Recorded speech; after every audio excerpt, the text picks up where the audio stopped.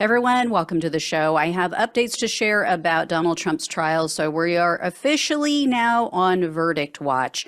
The jury was given their instructions this morning. They started deliberations. They were dismissed, though, around 4 p.m. today, so they're going to resume deliberations tomorrow. They deliberated a total of about 4 hours today.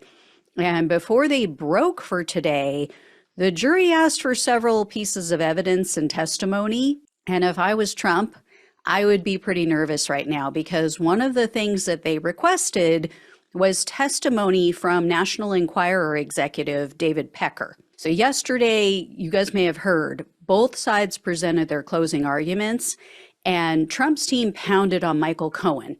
They just went off on him, as we knew they would.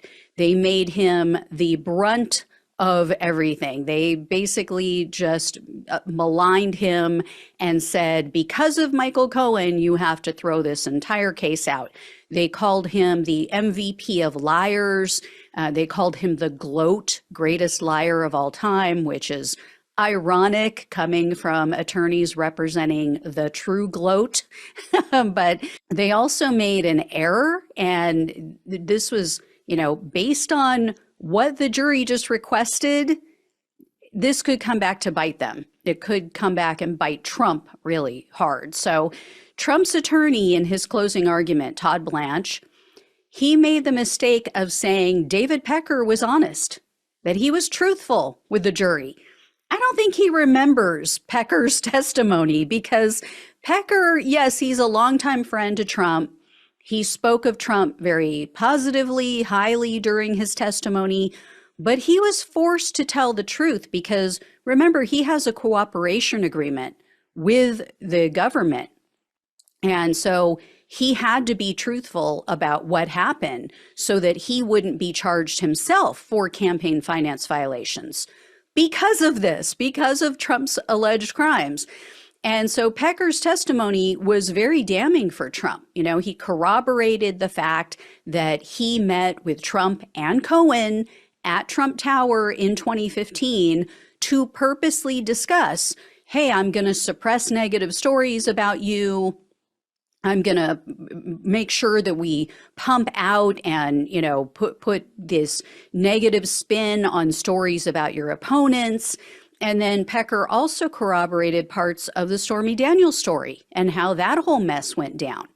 And he confirmed that Trump discussed with him Playboy model Karen McDougal and that whole story and what should I do about it? And, what do you think? And oh, she's a nice girl. And then he thanked him, remember, for getting rid of that story, for taking care of it for him. That is, Karen McDougal, the woman whom Trump allegedly had a 10-month affair with while he was married to Melania.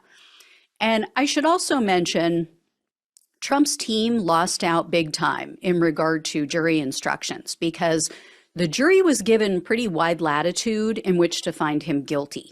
Now, the issue is that Trump was charged with crimes that would normally be considered misdemeanors.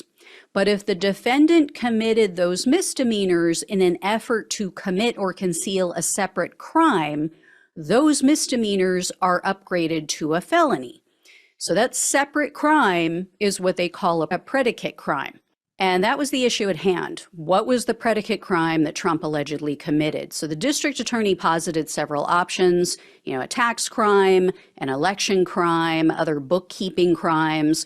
So Trump's team wanted to narrow it. They wanted the judge to narrow it down to just one option because then the jury, the entire 12-person jury, would have to agree on that one underlying crime in order to find Trump guilty of a felony.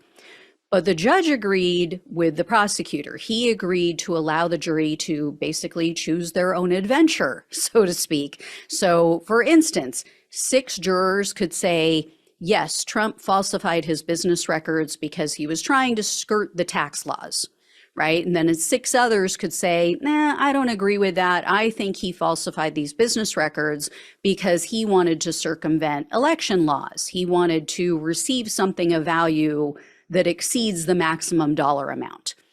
or any combination thereof. I mean, it could be forgers think this, forgers think that, another, few think that.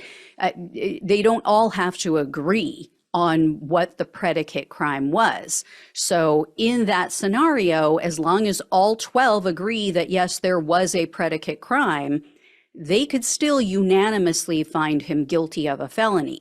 So Trump is rightfully freaking out. He has reason to. It's not looking good. And he's been melting down on his failing social media site. And so to make matters worse for Trump, which is always a good thing, a pro athlete has now told the Daily Beast that Trump bragged about having sex with Stormy Daniels while he was still playing in that celebrity golf tournament where they had met. So the athlete, said he doesn't want to be named. He wants to remain anonymous, but he said that he was in close proximity to Trump and Daniels at that tournament. And then the following day, he was with, around them on the day that she says they met. The following day, he said Trump was at the tournament and he was boasting about having sex with a porn star.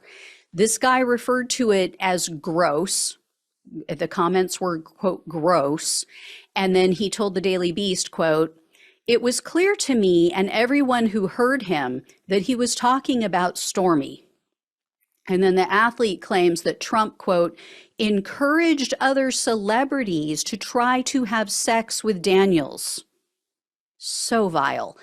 And, quote, "he'd say all these things like, 'You've got to bang a porn star. It's incredible.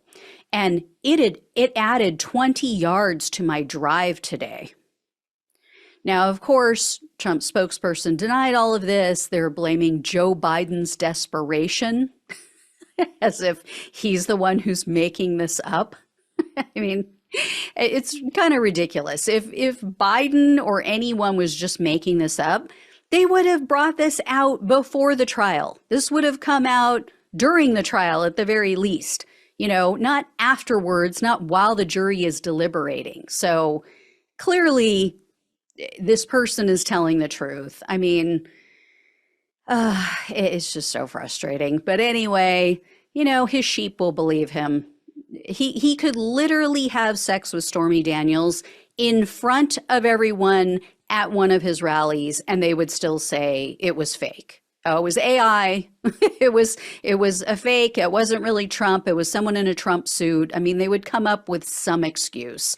They're just pathetic. It literally is a cult. So anyway, I will let you know what happens tomorrow. I definitely will let you know if a verdict comes in, but I'll have other Trump stories for you as well, because there's a lot going on with his other cases. So I'm going to put all that information together, share it with you over the next couple days. So thank you all so much for watching and listening. Please like, please share, and subscribe. If you have not, please donate if you possibly can. Love you all. Take care. Talk with you soon.